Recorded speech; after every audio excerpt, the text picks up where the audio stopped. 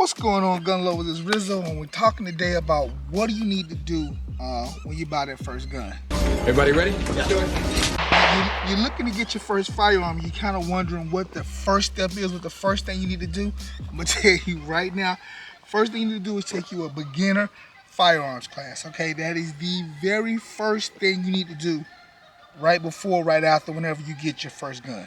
All right, so you're probably kind of wondering why is that the first thing I need to do. Well, number one, if you're a first-time shooter, you haven't shot before, you haven't shot in years, you don't really have a frame of reference of what's good, what's bad, what you should do, what you shouldn't do. So if you get a good beginner's class, it's going to give you the basics of the firearm and everything you need to learn about the basics, about safety, about your stance, your grip, how to shoot, eye dominance, all of that stuff should be covered in a good beginner's firearm class. So like I say, go to a class, get good. You're not going to be drawing from the holster or anything like that.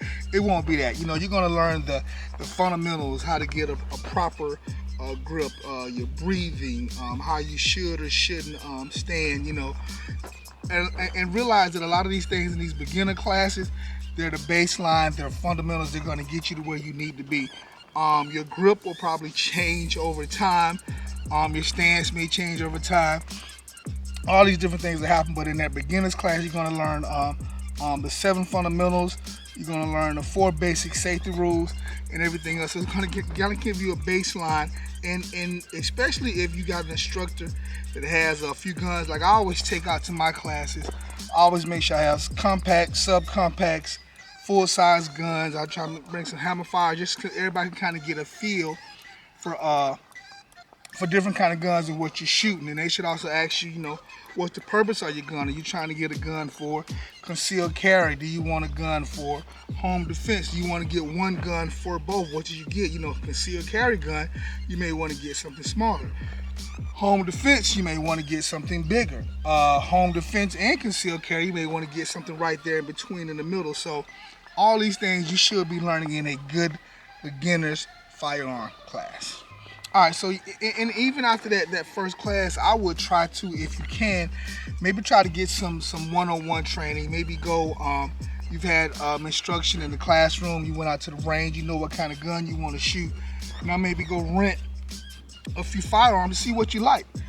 See if it got a good grip for you, if the slide is not too long, you know, maybe if you can carry, you know, just want something you want to get comfortable with. So yeah, so that's what you want to do is take a good beginner firearm class, and if you can, get some one-on-one training where somebody can kind of work with you, maybe kind of analyze your target, see what you're doing, whether you're missing, you know, low left or whatever you're doing, you're not staying on target, you're missing. A good firearms class, when you come out of there, you're not going to be Rambo just up and down shooting everything, but you should be efficient and proficient in shooting.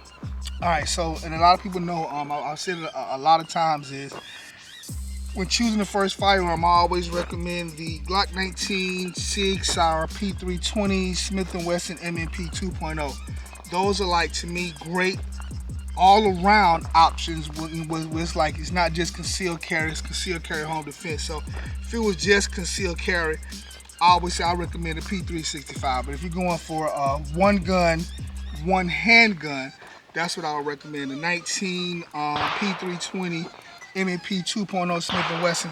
Those, just to me, they're just good all-around guns. They're not cheap. And one thing I always say, for your first firearm, I do not recommend to go cheap. Get you something, you don't have to get nothing expensive, but get you something that's affordable and reliable. Reliability is key. You want something reliable on your hip or wherever you're gonna put it at. You want reliability. All right, so go take that class, learn all you can, soak up all the knowledge you can, take notes. You won't learn everything overnight, you won't remember everything. So get it all, go out, practice, rent some firearms at the range, so when it is time to buy that first gun, you're ready. Go out to the range, do your dry fire. Everything is good to go, all right? Talk to you guys later. Show's over, mother.